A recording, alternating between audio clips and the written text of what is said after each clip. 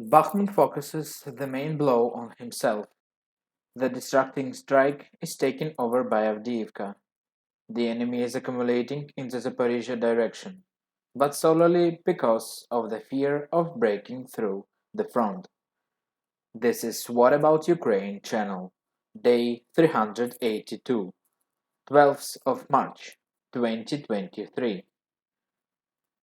At the moment, the attention of the whole world is focused on truly one of the key phases of the war unleashed by Russia.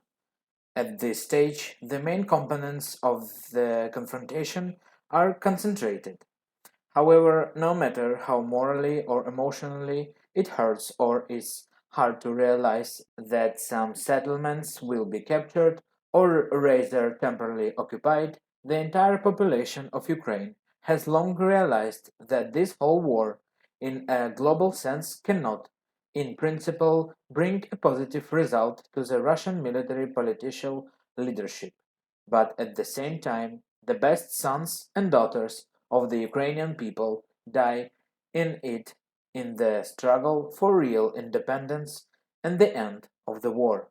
Since February 24, 2022, the Russian army has lost more than 159,000 of personnel, around 3.5k tanks, around 6.8k armored vehicles, at least 3,000 of artillery systems and MLRS, hundreds of anti-aircraft warfare systems, hundreds of helicopters, aircrafts, and a lot of other losses. What do we see on the front line for this day? Over this day, the entire front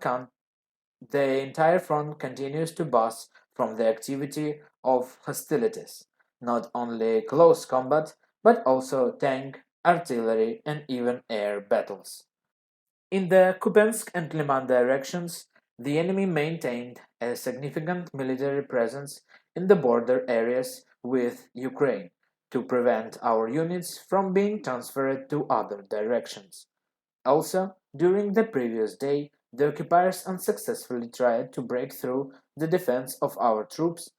There are local battles in the area from the Plashanka district to the south of Dibrova.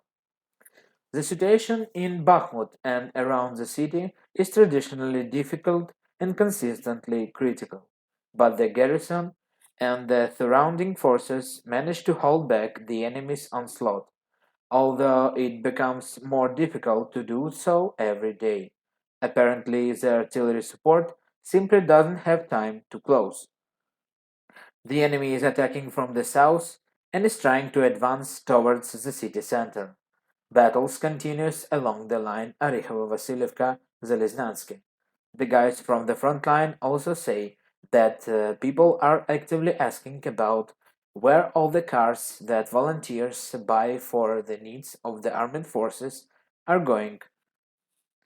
According to defenders, there is only one stable road to Bakhmut, and even it looks more like a road to hell, with dozens of shot, knocked down, or simply destroyed cars thrown on the roadsides. On the Avdiivka, Mariinka, and Shakhtarsk areas or directions, the enemy attempted offensive actions in the direction of Kamenka, Severne, Peromaiske, Nevelske, Krasnohorivka, and Mariinka in Donetsk settlements. Didn't have any success. The deep state team, whose maps we use throughout the war, writes that Krasnohorivka, the important rear position of Avdiivka, has been captured. We are waiting for the official announcement, but for the today evening we didn't have such.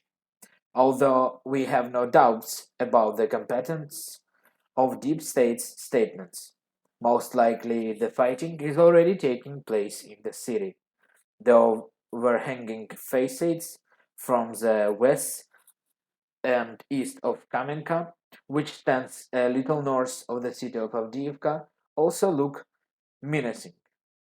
Simultaneously with the northern situation, the enemy is trying to move towards the north from the south. The key settlements in this direction will be the settlements of Stepove and Orlivka, through which the supply roads to Avdiivka and the direction as a whole pass. The occupiers understand that they will not be able to take the city by assault, so they are trying to create an environment similar to Bakhmut. Additional units are already moving in this direction in order to increase the pressure and gain at least some success. Zaporozhye and Tavrisky direction, the enemy continues to attack the civil infrastructure. Due to the lack of results on the battlefield, the enemy continues to use artillery and MLRS to shell residential buildings and infrastructure. And as a conclusion, I want to add Ukraine is in the final stages of preparing for a counteroffensive. In the near future, the partners will supply a large number of tanks and ammunition, and the military command will begin the operation. And as for the direction, it will be known soon. And that's all we have for today. Don't forget to subscribe to our channel, like, and leave your comments below the video. For those who want to support our channel, there are several links in the description of it. Stay tuned. May peaceful skies be above your heads. Glory to Ukraine. Slava Україні!